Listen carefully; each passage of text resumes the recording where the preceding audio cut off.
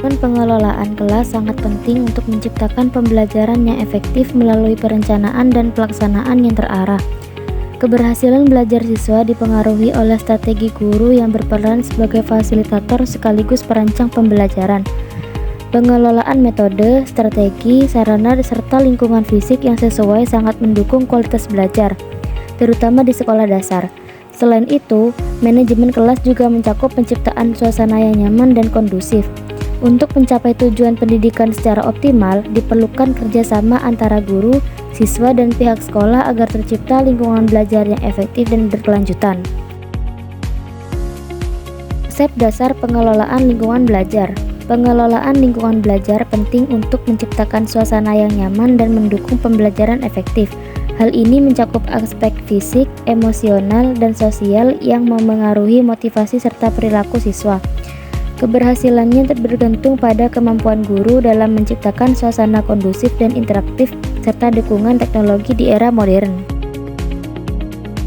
Tujuan pengelolaan lingkungan belajar.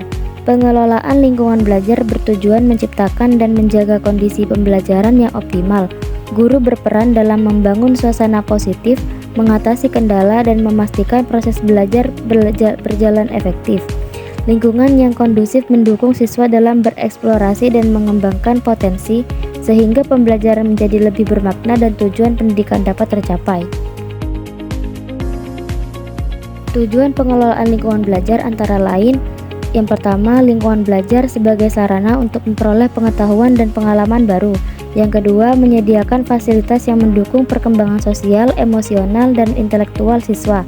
Yang ketiga, menciptakan kondisi belajar yang aktif, interaktif, serta efektif dan efisien.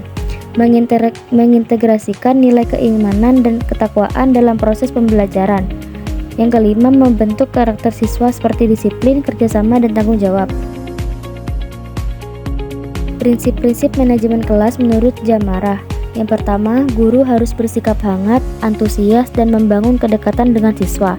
Yang kedua, pembelajaran perlu memberikan tantangan agar meningkatkan motivasi belajar. Yang ketiga, menggunakan variasi metode, media, dan interaksi untuk menghindari kejenuhan. Yang keempat, mampu mengendalikan emosi dan bersikap sabar. Yang kelima, memiliki sikap optimis dan percaya diri dalam mengajar. Strategi pengelolaan kelas. Yang pertama, strategi pengelolaan kelas adalah cara atau langkah guru untuk menciptakan dan menjaga suasana belajar yang kondusif, aktif, dan efektif. Keteladanan, guru memberi contoh perilaku baik sebagai panutan bagi siswa. Yang ketiga, pembiasaan membentuk kebiasaan positif melalui kegiatan yang dilakukan secara konsisten. Yang keempat, penggunaan cerita atau contoh membantu siswa memahami materi dengan lebih mudah dan logis.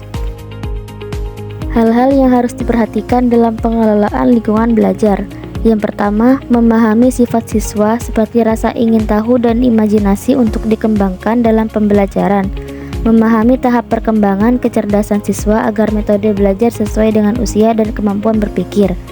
Mengenal siswa secara individu untuk menyesuaikan pendekatan pembelajaran. Memanfaatkan kerjasama siswa dalam pembelajaran kelompok tanpa mengabaikan kemampuan individu.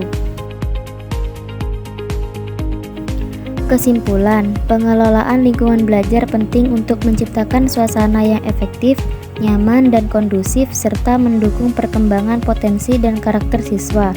Keberhasilannya dipengaruhi oleh penerapan prinsip manajemen kelas, strategi seperti keteladanan dan pembiasaan, kemampuan guru memahami siswa, serta keterlibatan aktif siswa dan penyesuaian dengan perkembangan zaman.